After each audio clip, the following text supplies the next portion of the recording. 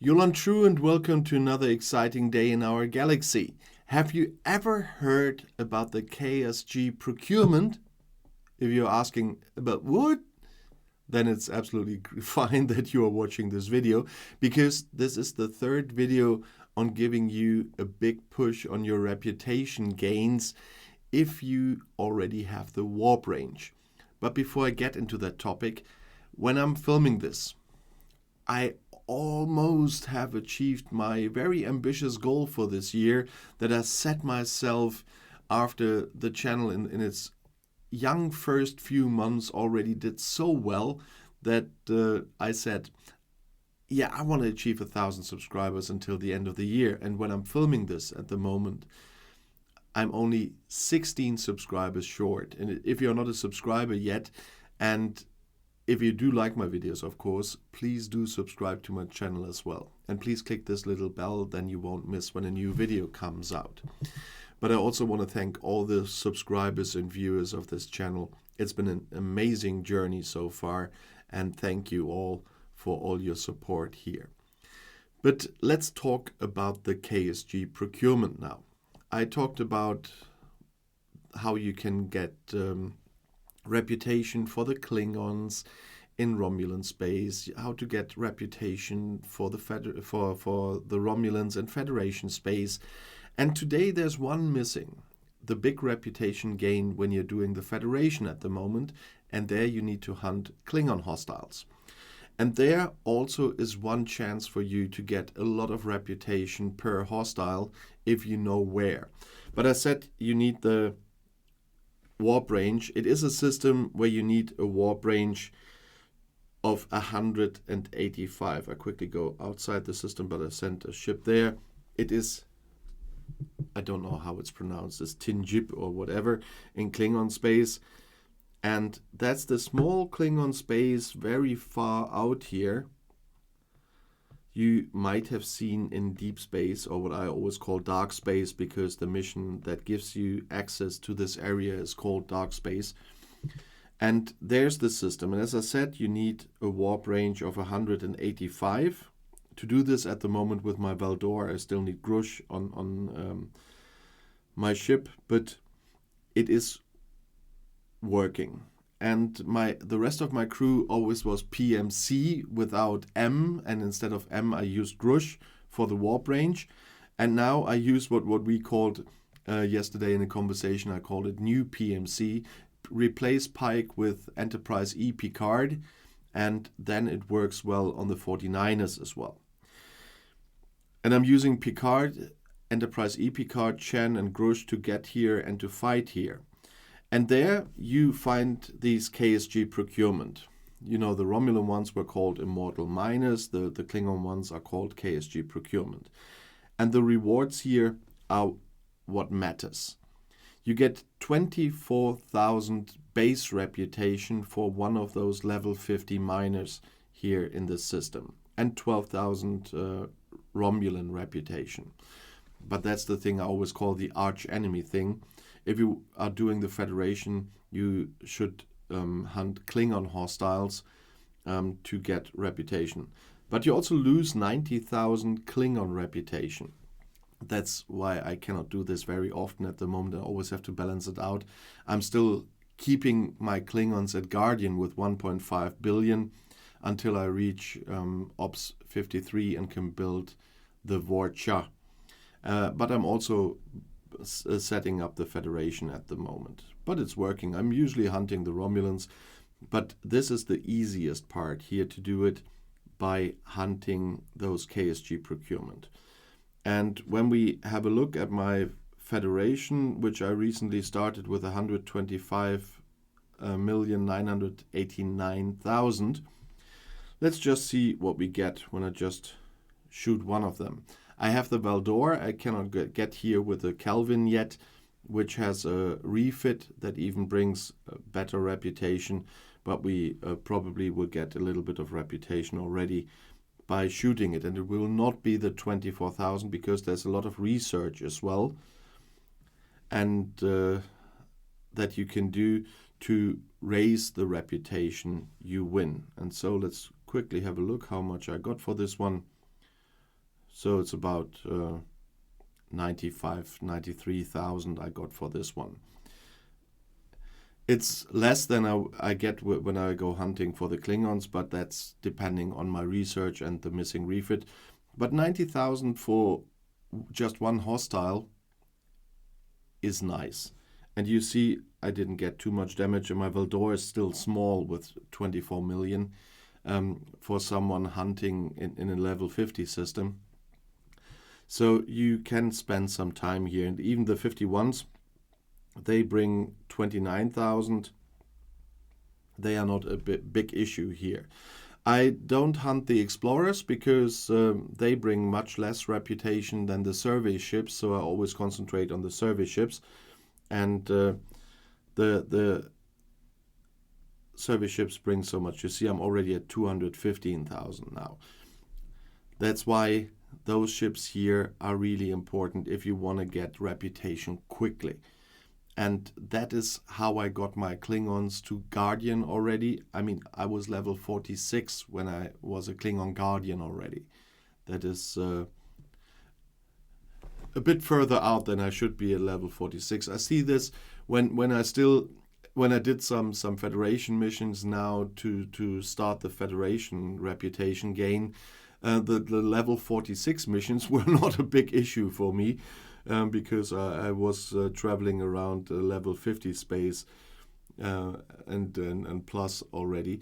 So there you just have to have an eye on. But as soon as you have this warp range of 185 with a bigger ship, and you can have the Valdor at level 42 already, you just have to upgrade it to get the warp range and to do some research for warp range, which is really important. Then you can go hunting hostiles out here. And with the Federation miners, I showed you the Romulan Immortal miners, and now with the KSG Procurement, you have really great sources of reputation gains here. And that's something you should use, because you get much more than in Kronos, Romulus, or Sol if you hunt in one of these three systems out here.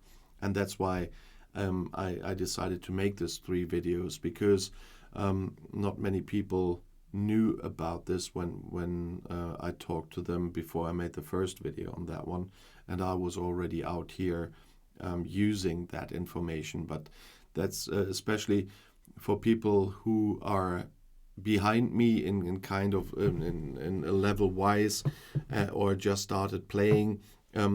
This is all stuff I would have loved to know when I played this game for the first time. There's so much I talked about in videos that would have been such a big help when I played the first time. This is not the first time I played, because I didn't know so many things in the past and had to learn so many things and made so many mistakes that at some point I wanted to have a fresh start on a different server, and that was twice. That I really have kind of my personal mission with these videos, to help you from the start not to make my mistakes. That's why I made videos about don't make this mistake already. But I also make videos with all these helpful tips and tricks, and go into details of some buildings that might be boring for some on higher levels, but important for people who are just starting the game. And as I can see from the comments under my videos, there are a lot of people watching that are playing the game for the first time now and have just started. And for those, and if you're one of them, for you it will be very important to know all these little things, that you can have a very successful start and a very successful journey through the game, even if you are free to play. You can do everything in this game free to play, by the way. People are always complaining, I cannot do this is only for people who pay money. We need the people who pay the money, as I always say, because otherwise Scopely wouldn't continue the game, or Scopely wouldn't bring updates to the game. This, of course, is a business. They sometimes really exaggerate, I give you that. But in the end, they want to earn money with that. And so even if what people in my alliance always call the DWW, others call the whales, are annoying me sometime. But on the other hand, we have to be grateful to them for spending a lot of money. That's why Scopely is continuing this game. And I still do like the game, and I like a lot of new stuff coming up. I'm sometimes disappointed, like with the Borg Cube. I would have imagined it a bit better, but nevertheless, the game is fun. And that's why I'm making videos on this as well, although the initial idea wasn't even my own. Greetings, Mogi. And but it's absolutely nice, and I like playing this game. This game was my distraction from my day work, so to speak. And that's also the reason why I don't do any scripts or whatever for this game, and do it on the go, so to speak. So it might be that I forget something, but that's why I always ask you if you want to add something, put it in the comments, or if you have questions or even video requests. Yeah, I did a lot of request videos already because people wanted to know about certain things. And if you only want to say hi to me and tell me where you're from, because there are people from all over the planet watching, and I'm quite curious and like to know where the people are from, I'm always happy to read your comments. And sometimes people that are on high levels say, yeah, but we can do better with that and that. I have to balance it out, by the way, a little bit. There are a lot of crews I could use for the videos, for example, or some other things I could use for the videos that very few people have. Mostly only people have that spend a lot of money, or people that are playing this game for quite a long time already. Because there are some officers that are really hard to get. Jean-Luc Picard, not the Enterprise E-Picard, I mean the original one in the game from TNG, is really hard to get for most players.